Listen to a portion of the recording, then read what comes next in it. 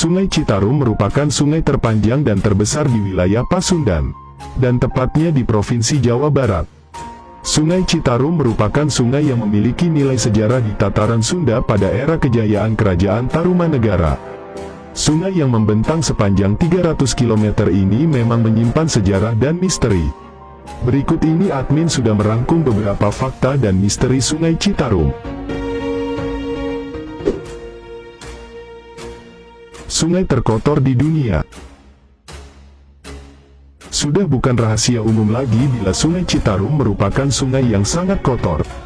Namun siapa sangka, jika sungai ini mendapat predikat sungai terkotor di dunia.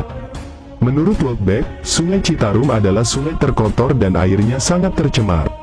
Karena limbah masyarakat dan limbah pabrik yang menjadi penyebab utama tercemarnya Sungai Citarum ini.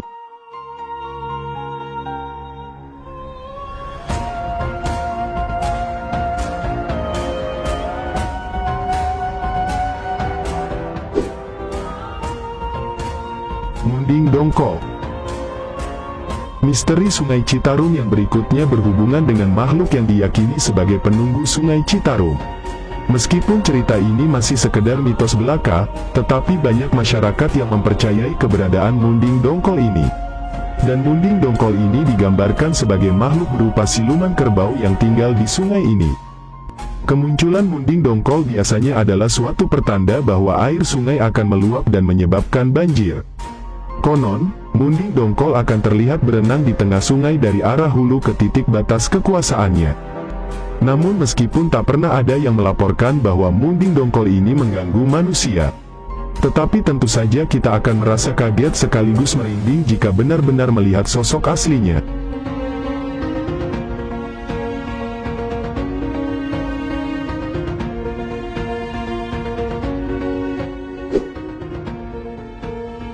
Keberadaan siluman ular gaib. Misteri Sungai Citarum mengenai Munding Dongkol sudah cukup membuat bulu kuduk merinding. Namun ternyata, makhluk gaib yang ada di sungai tersebut bukan hanya Munding Dongkol saja. Karena ada siluman ular yang dipercaya juga menghuni sungai ini. Wujud dari siluman ular ini adalah ukurannya sangat besar, warnanya hitam, dan ada lingkaran putih menyerupai kalung di bagian leher ular. Maka itulah sebabnya, siluman ular ini dikenal dengan nama Raden Kalung. Menurut cerita yang beredar, siluman ular ini berada di Sungai Citarum bukan tanpa sebab. Konon siluman ini dulunya adalah seorang putra bupati di wilayah setempat. Namun sosoknya berubah menjadi ular setelah dirinya mengawini perempuan dari bangsa jin. Dan menurut cerita yang beredar luas di masyarakat, Raden Kalung menjadi penguasa gaib di Sungai Citarum atas perintah ayahandanya sendiri. Namun tak ada bukti konkret yang dapat membuktikan keberadaan Raden Kalung di Sungai Citarum. Akan tetapi, warga setempat masih mempercayai cerita turun-temurun dari nenek moyang mereka.